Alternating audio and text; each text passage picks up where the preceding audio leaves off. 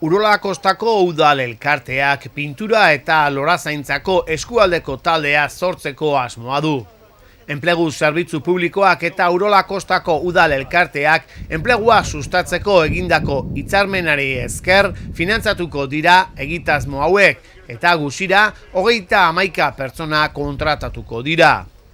3 lantalde sortuko dituzte eta bakoitzak koordinatzailea, enkargatu ofiziala eta 9 langile izango ditu. Kontratuak 4 hilabeteko iraupena izango dute. Lehen taldea uztailetik urrira ariko da lanean, bigarrena urritik urtarrilera eta hirugarren taldea berriz abendutik 2010ko martxora.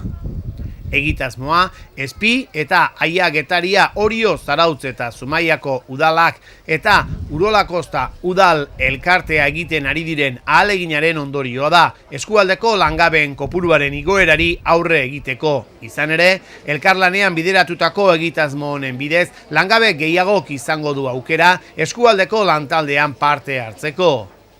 Lantaldeak 5 herri hauetako altzariak, bideak eta berdeguneak zaindu eta mantentzeko pintura eta lorezaintzako lanak egingo dituzte.